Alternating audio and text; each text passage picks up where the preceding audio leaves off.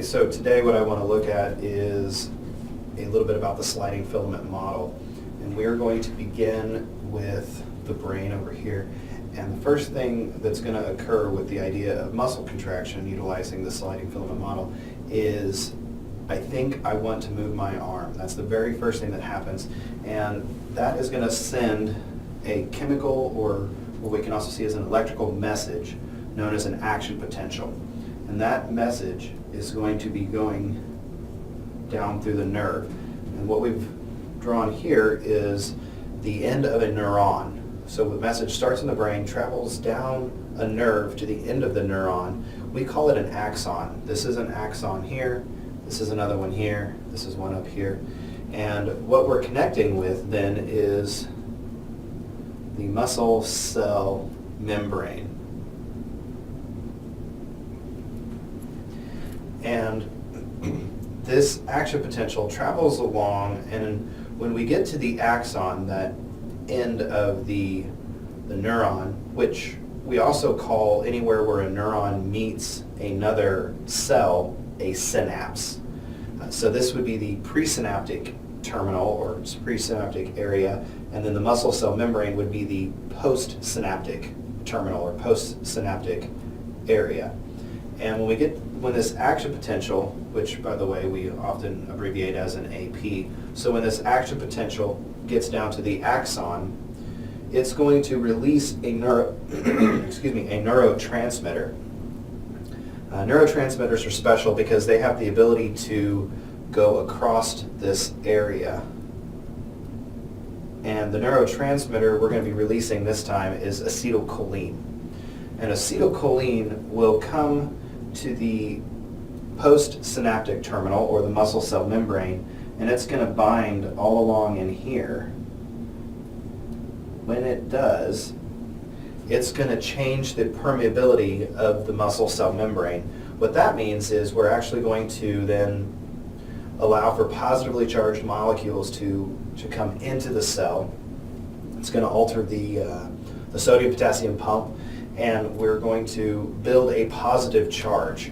And this is called the process of depolarization, because we were oppositely charged. If you remember all the way back in chapter 3 when we were looking at cells, what we determined was that cells are negatively charged most of the time. They're more negative inside than outside. And so in this case, what we're going to do is by putting all those positive charged molecules into the cell, we are depolarizing, or becoming less different and more somewhat balanced or more equal. As this process is taking place, we're building the positive charge. When we hit a certain number, which is what we call threshold, so that's right here, threshold, that means we've hit the number to make a new action potential. This time, the action potential is inside the muscle cell. With an action potential inside the muscle cell, it's going to spread throughout the muscle cell. And what we're going to find here is that there's a special holding tank called the sarcoplasmic reticulum that holds calcium. Calcium is going to then come out of that special holding tank. That's what the action potential will do, is open up that holding tank, and calcium floods into the cell. Well, we'll pick that story up in just a moment. And so what we're going to see here is then two protein fibers with two regulatory proteins on them. So this is representing what we call actin.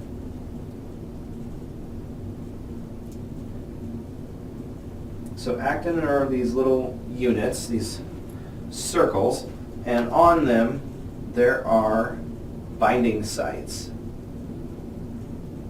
And what actin wants to bind with is actually this right here. And that is another one. So this is actin, and this over here is myosin. That's what it wants to bind with. But it can't, because of this little stringy looking thing that I put up first. This is what we call tropomyosin. It's the first regulatory protein. Its job essentially is to just block the binding sites that we were talking about on actin from myosin. The second regulatory protein fiber we can look at is called troponin, and these are just small little other circles we're going to see on tropomyosin. So this is troponin. So the way this works is when calcium enters into the game, calcium binds to troponin. When calcium binds to troponin, it will alter the shape of tropomyosin. It essentially moves out of the way. When it is moving out of the way, it allows actin and myosin to bind. So myosin, even though we've drawn just kind of one here, they usually come in a very thick, several bands put together. Looks kind of like this, but then you're going to see in various places this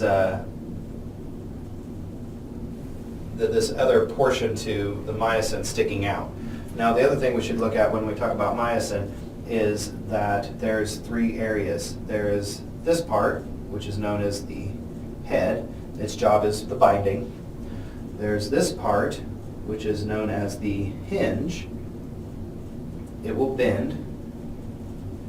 And then this part, which is the tail. And this is, of course, where all the pieces are kind of put together, all the other myosin proteins fibers are put together to make this thick band here. Now the way this is going to work is when actin and myosin come together, they form a bond called a cross bridge. So we've got this cross bridge, but then there has to have something else occur. And what's going to occur is actin and myosin, if this is actin and this is myosin, they somewhat overlap each other. But there's a little bit of room, and so what I'm going to show you is here with actin, we end up at neutral, and then when contraction, or when the bond takes place, we can move this way. And so what it's going to do is, let me do it again. And so it'll end up being more like this. So we go from here forward and move into this position. And what that's going to do is, I'll demonstrate with my hands a little bit here. It's we're going to have these two overlapping like this, and when they bind, then they can kind of bend, and then they'll release. And then they bind, bend, and release. Bind, bend, and release. And we end up with the two overlapping, and that will shorten the muscle. And really what we're looking at here is the configuration of actin with myosin laying inside of the cell is what makes up that striated appearance that we talked about early on, called a sarcomere. So what we see is when this ratcheting takes place, or the shortening, we're going to see the sarcomere shorten. And if the sarcomere shortens, the muscle cell will shorten. And if the muscle cell shortens, then the muscle shortens overall. So we end up with contraction. So let's kind of go through this whole little scenario again really quick, and we'll kind of see how it all plays out. So we start here with, I think I want to move a body part. Let's say my arm. I want to move my arm. And that creates an action potential, which is going to travel down the nerve to the end of the nerve, known as the presynaptic terminal. And that's our axon there. So when that gets there, we're going to release a neurotransmitter known as acetylcholine, which will bind to the postsynaptic terminal, or the muscle cell membrane. This is going to change the permeability, allowing for positively charged molecules to flood into the cell. This process is called depolarization. When we hit a certain number, then that hits what we call threshold, and threshold is the number we need to create a new action potential, which is what we're seeing here, a new action potential inside the muscle cell membrane.